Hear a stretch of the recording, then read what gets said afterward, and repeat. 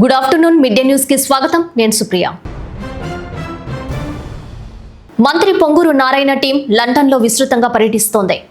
Poster and partners, Hafeez contractors, L and T ప్రతినిధులతో వారు సమావేశమై అమరావతిలో జరుగుతున్న అసెంబ్లీ ఐకానిక్ భవనాలపై సుదీర్ఘంగా చర్చించారు. లండన్లో మంత్రి నారాయణ బృందం పర్యటించింది. ఈ సందర్భంగా అమరావతి ఐకానిక్ భవనాల డిజైన్లు రూపొందించిన పోస్టర్ అండ్ పార్ట్నర్స్ కార్యాలయానికి మంత్రి బృందం చేరుకుంది.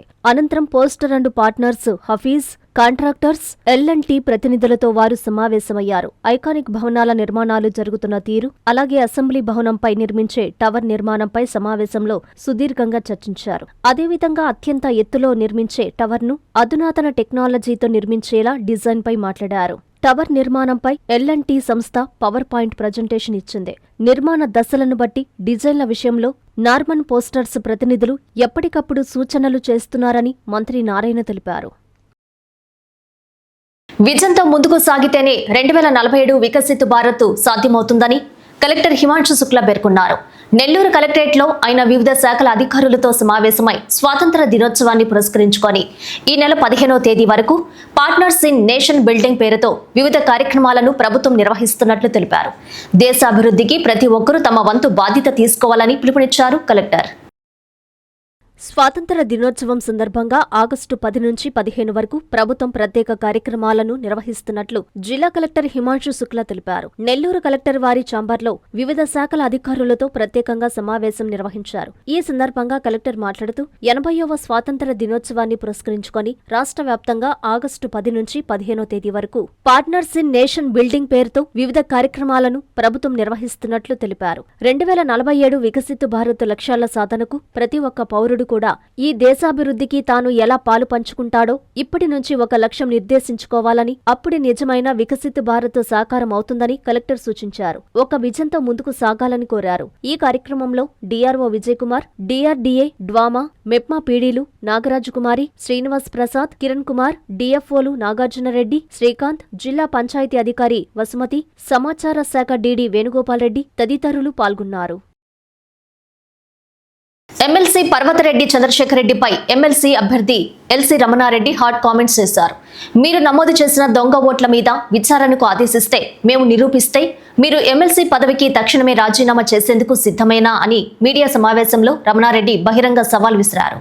మీరు నమోదు చేసిన దొంగ ఓట్ల మీద విచారణకు ఆదేశమిస్తే, మేము నిరూపిస్తే మీరు ఎమ్మెల్సీ పదవికి రాజీనామా చేయడానికి సిద్ధమేనా అని పర్వతరెడ్డి చంద్రశేఖర్ రెడ్డికి ఎమ్మెల్సీ అభ్యర్థి ఎల్సీ రమణారెడ్డి సవాల్ విసిరారు. 5,46,690 మంది అర్హత కలిగిన నిరుద్యోగ ఉపాధ్యాయులు పరీక్షకు హాజరు కాగా 148 రోజుల్లో ఎంతో ప్రతిష్టాత్మకంగా ఆన్లైన్ విధానంలో కంప్యూటర్ బేస్డ్ టెస్ట్ పరీక్ష నిర్వహించి ఎటువంటి అవకతవకలకు తావులేకుండా ప్రతిభావంతులైన 15,941 మంది ఉపాధ్యాయులను సెలెక్ట్ చేయడం జరిగిందని తెలిపారు. ఇప్పటికైనా పర్వతరెడ్డి మెగా డిఎస్సిపై కుటిల బుద్ధి, దుర్మార్గపు, చెడు ప్రచారాలు, అసత్య ఆరోపణలు మానుకొని ఉపాధ్యాయ న్యాయమైన సమస్యల పట్ల పోరాడాలని రమణారెడ్డి హితో పలికారు. నిరంతరం రాష్ట్రాభివృద్ధి, ప్రజా సంక్షేమం కోసం పరితపించే సీఎం, డిప్యూటీ సీఎం, మంత్రి లోకేష్లపై అవాకులు చవాకులు పేలితే ఊరుకోమని హెచ్చరించారు. రాబోయే ఎన్నికల్లో ప్రజలు మీకు ఆ 11 సీట్లు కూడా ఇవ్వరని చురకలంటించారు. ఈ సమావేశంలో ఏపీటీఎఫ్ విశ్రాంత మాజీ ఉపాధ్యక్షులు చింతలపూడి బాలకృష్ణమూర్తి, విశ్రాంత ఉపాధ్యాయ నాయకులు పెంచల నరసింహం, వి హజరత్, బంగారయ్య పాల్గొన్నారు. నెల్లూరు జిల్లా తెలుగుదేశం పార్టీ కార్యాలయంలో ఆయన మీడియాతో మాట్లాడారు. చంద్రశేఖర్ రెడ్డి గారు, మీరు ఏ విధంగా ఎమ్మెల్సీ అయ్యారో అందరికీ కూడా తూర్పు రాయలసీమలో ఉన్నటువంటి ప్రజలకి, రాష్ట్రంలో ఉన్నటువంటి ప్రజలందరికీ కూడా తెలుసు. మీ అకృత్యాలు తెలుసు, మీ పాపాలు తెలుసు.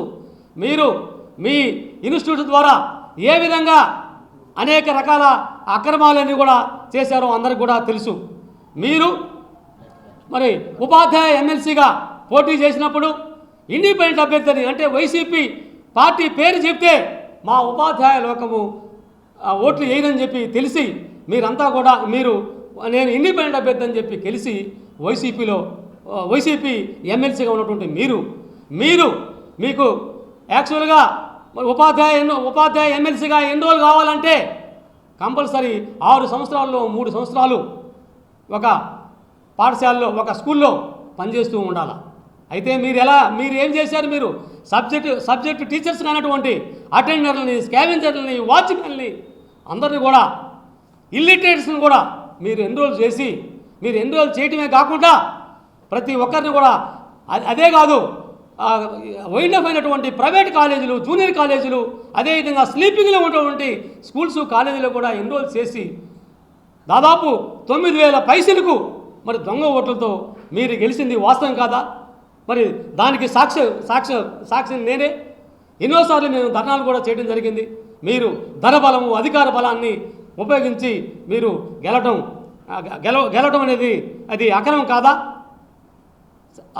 అప్రూవ్ చేయనటువంటి సర్టిఫికేట్ ఈ ఇల్లిటరేట్స్ని, ఈ సబ్జెక్ట్ టీచర్స్ అన్నటువంటి వాటిని అప్రూవ్ చేయనటువంటి ఈ డిఈఓ, నెల్లూరు డిఈఓ, అదేవిధంగా అనంతపురం డిఈఓ, అదేవిధంగా కృష్ణా డిఈఓని మీరు సరెండర్ చేయటమే కాకుండా ఒక ఆర్జేడీని ఇన్ఛార్జిగా వేసుకొని మీ ఇంట్లోకి రప్పించి నెల్లూరు కలెక్టరేట్లో 18 మంది మండల భూ సర్వే అధికారులకి ల్యాప్టాప్లను జాయింట్ కలెక్టర్ మొగిలి వెంకటేశ్వర్లు పంపిణీ చేశారు. రీసర్వే కార్యక్రమాలను మరింత వేగవంతంగా, సమర్థవంతంగా నిర్వహించాలని అధికారులకి సూచించారు జేసీ. రీసర్వే కార్యక్రమాలను మరింత వేగవంతంగా, సమర్థవంతంగా నిర్వహించాలని జాయింట్ కలెక్టర్ మొగిలి వెంకటేశ్వర్లు అన్నారు. నెల్లూరు తిక్కన ప్రాంగణంలో ప్రభుత్వం అందిస్తున్న సాంకేతిక సహకారంలో భాగంగా మొదటి విడతలో 18 మంది మండల భూ సర్వే అధికారులకు ల్యాప్టాప్లను అందజేశారు. ఈ సందర్భంగా జేసీ మాట్లాడుతూ రీసర్వే కార్యక్రమాల్లో సాంకేతిక పరిజ్ఞానాన్ని సమర్థవంతంగా వినియోగించి పనులను వేగవంతంగా పూర్తి చేయాలని సూచించారు. రీసర్వే ప్రక్రియలో భాగంగా భూ రికార్డుల డిజిటలైజేషన్, క్షేత్రస్థాయి సర్వే తదితర పనులను మరింత సమర్థవంతంగా నిర్వహించేందుకు ఈ ల్యాప్టాప్లు ఉపయోగపడతాయన్నారు. రీసర్వే కార్యక్రమాన్ని నిర్ణీత గడువులో పూర్తి చేసేందుకు అధికారులు, సర్వేయర్లు సమన్వయంతో పనిచేయాలని జాయింట్ కలెక్టర్ ఆదేశించారు. ఈ కార్యక్రమంలో DRO Vijay Kumar, survey and భూ రికార్డుల శాఖ అధికారులు, సర్వేయర్లు తదితరులు పాల్గొన్నారు. రఘురామ పరిశ్రమ ఉపాధి కల్పించే పరిశ్రమ కాదని, గ్రామాలపై కాలకూట విషయం వెదజల్లే యమపాసమని గ్రామస్తులు ఆరోపించారు. పరిశ్రమ కారణంగా గత 4 ఏళ్లుగా కంపుతో నరకం చూస్తున్నామని ఆవేదన వ్యక్తం చేశారు. ప్రజల ప్రాణాలతో చెలగాటమాడే రఘురామ పరిశ్రమపై అధికారులు చట్టపరమైన చర్యలు తీసుకోవాలని డిమాండ్ చేస్తూ గూడూరు ఆర్డీఓ కార్యాలయం ఎదుట ధర్నాకు దిగారు. నెల్లూరు జిల్లా గూడూరు మండలం వేడిచర్ల రెవెన్యూ పంచాయతీలో రఘురామ్ ఇండస్ట్రియల్ పేరుతో రొయ్యలు, చేపలు ఆధారంగా ప్రాసెసింగ్ యూనిట్ స్థాపించాలని, మొదట్లో పరిశ్రమ స్థాపించడం వలన స్థానికంగా యువతకు ఉద్యోగాలు, ఉపాధి అవకాశాలు వస్తాయని ఆశపడిన స్థానిక ప్రజల ఆశలు అడియాసలు చేస్తూ రఘురామ్ ఇండస్ట్రియల్ నుంచి విడుదలయ్యే వ్యర్థాలతో భూగర్భ జలాలు కలుషితమవుతున్నాయంటూ ప్రజలు వాపోతున్నారు. పరిశ్రమ నుండి వచ్చే దుర్వాసనతో చుట్టుపక్కల కిలోమీటర్ల మేర భయంకరమైన కంపుతో ఊపిరి తీసుకోవడం కష్టంగా మారిపోయిందని, ప్రజలు తీవ్రమైన శ్వాసకోశ వ్యాధులు బారిన పడుతున్నారని, చిన్నపిల్లలు, వృద్ధులపై ఈ ప్రభావం అధికంగా ఉంటుందని, తమ ప్రాంతంలో బ్రతకడం కష్టంగా మారిపోయిందని, తమ కుటుంబాలకు జీవనాధారమైన పశువులకు వింత వ్యాధులు బారిన పడి చనిపోతున్నాయని ఆవేదన వ్యక్తం చేశారు. ఈ పరిస్థితులు ఇలానే కొనసాగితే తమ జీవన మనుగడ కూడా ప్రశ్నార్థకంగా మారిపోతుందని, ఈ రఘురామ్ పరిశ్రమకు చట్టబద్ధంగా పూర్తి స్థాయిలో అనుమతులు కూడా లేవని వారు పేర్కొన్నారు. ఈ మేరకు వేడిచర్ల పంచాయతీ గ్రామ ప్రజలు ఆందోళన చేపట్టారు. ఈ విషయమై ఇప్పటికే అనేకసార్లు అధికారులు ఫిర్యాదులు చేసినా పట్టించుకోలేదని,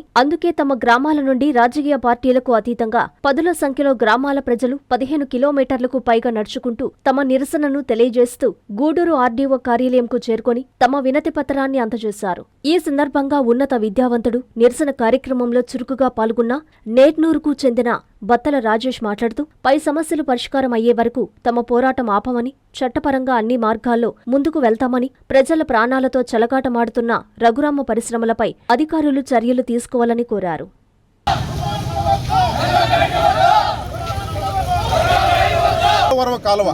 ఎర్రవరం కెనాల్ నుంచి వస్తుంది. ఇది దాని పక్కనే ఫ్యాక్టరీ పక్కనే ఆ కెనాల్ ఉంది.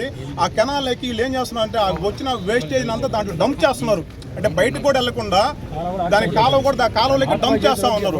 ఆ కాలువ నుంచి వచ్చే వాటర్ ఏదైతే ఈ మధ్య రీసెంట్గా గొర్రెలు, పశువులు, బర్రెలు అవన్నీ తాగేసి చాలా పశువులు కూడా చనిపోయినాయి. దాన్ని ఎవరు కూడా మేము చెప్పుకోలేకపోతా ఉన్నాం.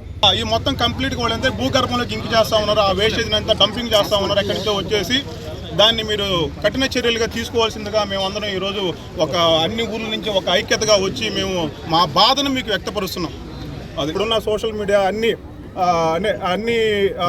టెక్నాలజీ యూజ్ చేసి ఇప్పుడు ఈజీగా మనం అందరం గుమికూడిపోయి ఈ పరిశ్రమ యొక్క వాళ్ళు చేసే తప్పుల్ని వాళ్ళు చేసేటువంటి ఇబ్బందుల్ని అంటే వాళ్ళు కనీసం ఎన్నిసార్లు మేము చెప్పినా కూడా ప్రతి ఒక్కరు వెళ్ళి వాళ్ళ ఫ్యాక్టరీ దగ్గరికి వెళ్ళి కూడా మేము ఉన్న బాధలు కూడా వ్యక్తపరిచాం. ఇలా కాలుష్యం ఎక్కువైపోతుంది, గాలి ఎక్కువైపోతుంది, పీల్చలేకపోతా ఉన్నాము, మీరు ఏదో ఒకటి చర్యలు తీసుకుని అన్నా కూడా. కార్మిక కర్షక రైతుల హక్కులు హరిస్తే ఊరుకోమని ప్రధాని మోదీని గద్దె దింపే వరకు పోరాడుతూనే ఉంటామని వామపక్ష రైతు సంఘాల నాయకులు హెచ్చరించారు.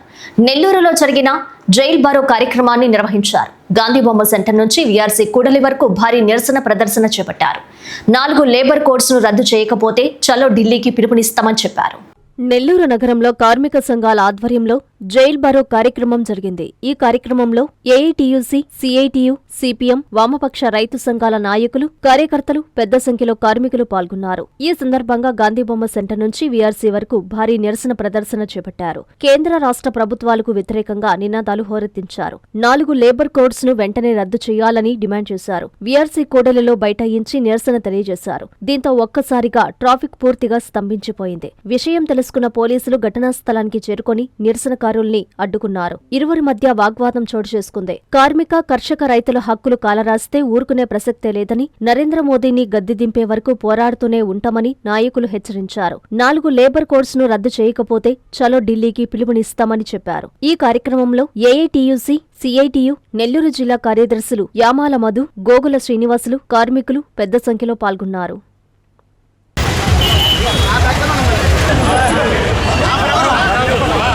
ప్రజలకు వ్యతిరేకంగా అమెరికాతో చేసుకున్న వాణిజ్య ఒప్పందాన్ని కల్పించాలి.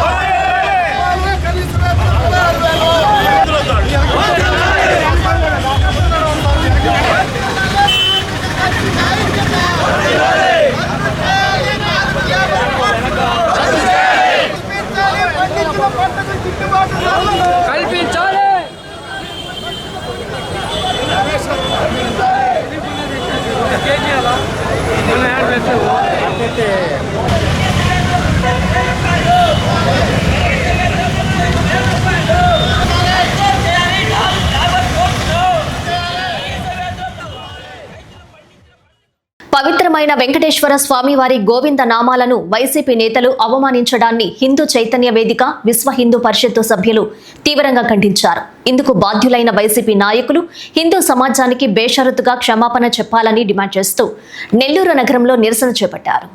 శ్రీ వెంకటేశ్వర స్వామివారి పవిత్రమైన గోవింద నామాలను వ్యంగ్యంగా పేరాడి చేసి అవమానించిన వైఎస్సార్సీపీ నాయకుల తీరును నిరసిస్తూ హిందూ చైతన్య వేదిక, విశ్వ హిందూ పరిషత్ ఆధ్వర్యంలో సోమవారం నెల్లూరు నగరంలోని వీఆర్సీ సెంటర్ వద్ద నిరసన కార్యక్రమం నిర్వహించారు. ఈ సందర్భంగా పలువురు మాట్లాడుతూ గత శనివారం వైఎస్సార్సీపీ ఆధ్వర్యంలో నిర్వహించిన రిలే నిరసన కార్యక్రమంలో భాగంగా ప్రభుత్వంపై రాజకీయ విమర్శలు చేసే ఉద్దేశంతో కలియుగ ప్రత్యక్ష దైవం శ్రీ వెంకటేశ్వర స్వామివారి పవిత్ర గోవింద నామాలను మార్చి పేరడిగా రూపొందించి వ్యంగ్యంగా పాడడం జరిగిందని హిందూ సంఘాల నాయకులు ఆరోపించారు. హిందువుల మనోభావాలను తీవ్రంగా గాయపరిచే చర్య అని వారు పేర్కొన్నారు. హిందూ సమాజానికి కలిగిన మనోవేదనకు బాధ్యులైన వైఎస్సార్సీపీ నాయకులు బేషరతుగా క్షమాపణ చెప్పాలని డిమాండ్ చేశారు. ఈ కార్యక్రమంలో హిందూ చైతన్య వేదిక రాష్ట్ర నాయకులు అడ్వకేటు పీజీ మహేష్, హిందూ సంఘాల నాయకులు కాకు మురళీరెడ్డి, ఏవీఆర్ మోహన్ రావు, సాయి శ్రీనివాస్, కనగలూరు స్వామి, మోహన్ రావు, వివిధ హిందూ సంఘాల నాయకులు, హిందువులు పాల్గొన్నారు.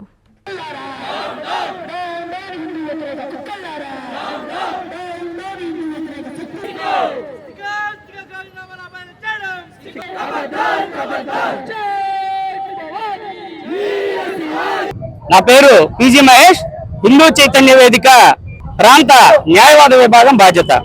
అయితే మనం తిరుమల వెంకటేశ్వర స్వామిని అలాగే గోవింద నామాల్ని పరమ పవిత్రంగా భావిస్తాం హిందువులందరం కూడా. అయితే శనివారం రోజున వైసీపీ పార్టీ దీక్షల సందర్భంగా ఇక్కడ వీఆర్సీ సెంటర్ లో ఇదే స్థానంలో దీక్షలు చేస్తూ వాళ్ళు ప్రతిపక్షం అయింది ప్రభుత్వాన్ని విమర్శించేదానికి గోవింద నామాలని ప్యారడీగా చేసి పాడడం అనేది ఒక సిగ్గుమాలిన చర్యగా మేము హిందువులందరం కూడా భావిస్తా ఉన్నాం. అదే విషయం మేము మీడియా ముఖంగా చెప్పాం, అయ్యా మీరు గోవింద నామాలను అవమానించారు కాబట్టి హిందూ సమాజం అవమానపడింది, హిందూ సమాజం ఇబ్బంది పడతా ఉంది మానసికంగా, కాబట్టి వాళ్ళందరికీ కూడా మీరు క్షమాపణ చెప్పండి అని చెప్పేసి మేము కోరితే దాన్ని బేఖాతరు చేసి ఆయన ఒక ప్రెస్ మీట్ పెడతారు. ఎమ్మెల్సీ చంద్రశేఖర్ రెడ్డి గారు ఏం ప్రెస్ మీట్ పెడతారంటే, ఇదివరకు టీడీపీ వాళ్ళు మాట్లాడారు, ఇదివరకు బీజేపీ వాళ్ళు మాట్లాడారు, ఇప్పుడు మేం మాట్లాడితే తప్పు వచ్చిందా అంటాడు. ఏమయ్యా మీకు అర్థం కావట్లేదా? వాళ్ళు తప్పు చేశారు, వాళ్ళు అశుద్ధం తిన్నారు, మీరు కూడా తింటారా అని అడుగుతా ఉన్నా. మీరు హిందువులంటే మీకు లెక్కలేదా? ఎంత పవిత్రంగా భావిస్తావు గోవిందనామాలని? ఆ గోవిందనామాల్లో మాట్లాడతారు మద్యం రేట్లు గోవిందా అంటారు. మద్యం రేట్లు గోవిందకి ఏమైనా సంబంధం ఉందా అంటున్నా. ఈ ఏదైతే ఉన్నాయో ఈ గోవింద అందాం, పంగనామాలు అందాం, శటగోపం అందాం, ఈ మాటల్ని వక్రీకరించి మొదటి నుంచి కూడా మనకు చెప్తా ఉన్నారు. ఇవాళతో ఆ హిందువుల్ని, హిందూ దేవి దేవతల్ని, హిందూ ఆచారాలని ఎవరైతే అవహేళన చేస్తున్నారో వాటన్నిటికీ కూడా చరమగీతం పాడాలనే ఉద్దేశంతో ఇవాళ ఈ కార్యక్రమానికి నాంది పలికాం. ఇవాళ ధర్నా చేస్తా ఉన్నాం. ఇక నుంచి కూడా నవాబుపేట పోలీస్ స్టేషన్ పరిధిలో పలు కాలనీలను పోలీసులు జల్లెడపట్టారు. సీఐ వేణుగోపాల్ రెడ్డి ఆధ్వర్యంలో సుమారు 400 ఇళ్లను పోలీసులు తనిఖీ చేశారు. పలు వాహనాలను సీజ్ చేసి స్టేషన్ కు తరలించారు.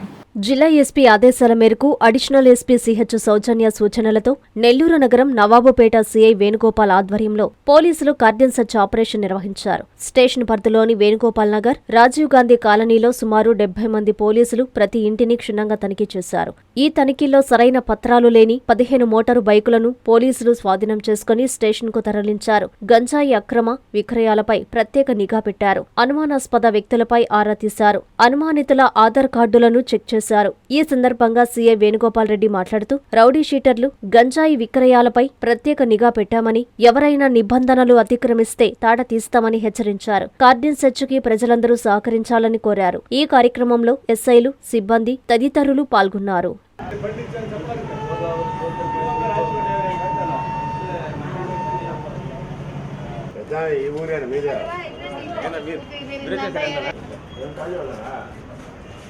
తమ్ముడు చెక్ చేస్తున్నా.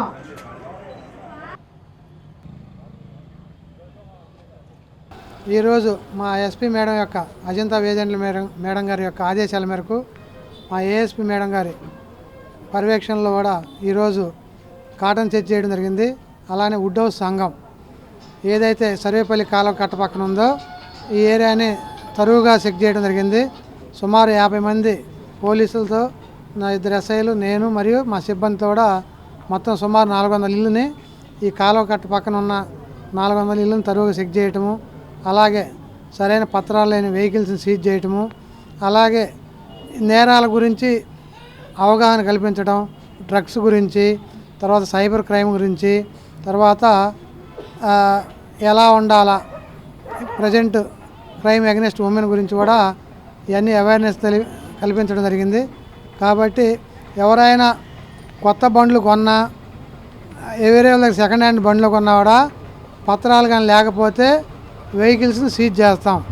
కాబట్టి మీరు ఫైనాన్స్లో తీసుకున్నా కూడా కంపల్సరీగా వాళ్ళ దగ్గర రిసిప్ట్ తీసుకొని మీ దగ్గర పెట్టుకోవాల్సిందిగా కోరుతున్నాం. ఎందుకంటే ఎప్పుడంటే అప్పుడు చెక్ చేయడం జరుగుతుంది. కాబట్టి నాది అక్కడ కొన్నాను, ఇక్కడ కొన్నాను అన్నా కూడా కుదరదు. అలాగే ఇక్కడ ఈ ఏరియా కూడా కెమెరాలు పెట్టి అని అందరికి కూడా అవేర్నెస్ కల్పించడం జరిగింది. కెమెరా గురించి, మారక ద్రవ్యాల గురించి, ఇవన్నీ కూడా మా మేడం గారి యొక్క ఆదేశాల మేరకు ఈరోజు నవాబుపేటలో కాటన్ చెక్ చేయడం జరిగింది. గుంతల రోడ్డుతో ఆర్టీసీ బస్సు అదుపు తప్పి రోడ్డుకు పక్కకు ఒరిగిపోయిన సంఘటన గూడూరులో చోటు చేసుకుంది. డ్రైవర్ అప్రమత్తతో పెద్ద ప్రమాదమే తప్పింది. ప్రయాణికులు ఎవరికి ఏమీ కాకపోవడంతో అందరూ ఊపిరి పీల్చుకున్నారు. ఉమ్మడి నెల్లూరు జిల్లా Gudur RTC depot bus Gudur నుండి సైదాపురం మీదుగా చీకవోలు గ్రామానికి వెళ్తుండగా తిప్పవరపాడు సమీపంలో అదుపు తప్పింది. ఇటీవల గూడూరు టు సైదాపురం రోడ్డు అంచున పైప్ లైన్ల కోసం జేసీబీతో కాలువలు తీయడంతో రోడ్డు పక్కన గుంతలు ఏర్పడ్డాయి. ఆ వైపు బస్సు రావడంతో ఆ మార్గంలో ఎటువంటి సూచక బోర్డులు లేకపోవడంతో బస్సు అదుపు తప్పి రోడ్డు పక్కన కూరుకుపోయింది. డ్రైవర్ అప్రమత్తంగా ఉండడంతో పెద్ద ప్రమాదం తప్పింది. ప్రయాణికులకు ఎలాంటి ప్రమాదాలు జరగలేదు.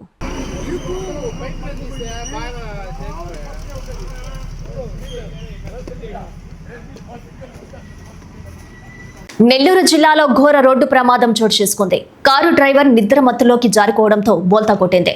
ఈ ప్రమాదంలో ఒకరు దుర్మరణం చెందగా మరో 2కి తీవ్ర గాయాలయ్యాయి. ఘటనపై పోలీసులు కేసు నమోదు చేసి దర్యాప్తు చేస్తున్నారు. నెల్లూరు జిల్లా బుచ్చిరెడ్డిపాలెం మండలం ఆర్ఆర్ నగర్ ముంబై జాతీయ రహదారిపై రోడ్డు ప్రమాదం చోటు చేసుకుంది. మంగళవారం తెల్లవారుజామున నంద్యాల నుంచి నెల్లూరుకి వెళ్తుండగా కారు డ్రైవర్ నిద్రలోకి జారుకోవడంతో కారు బోల్తా కొట్టింది. ఈ ప్రమాదంలో ఒకరు మృతి చెందగా ఇద్దరికి గాయాలయ్యాయి. క్షతగాత్రులను నెల్లూరులోని ఓ ప్రైవేట్ ఆసుపత్రికి తరలించారు. ప్రమాదంలో మృతి చెందిన వ్యక్తి నెల్లూరుకి చెందిన షేక్ జావీద్గా గుర్తించారు. పోలీసులు కేసు నమోదు చేసి దర్యాప్తు చేస్తున్నారు.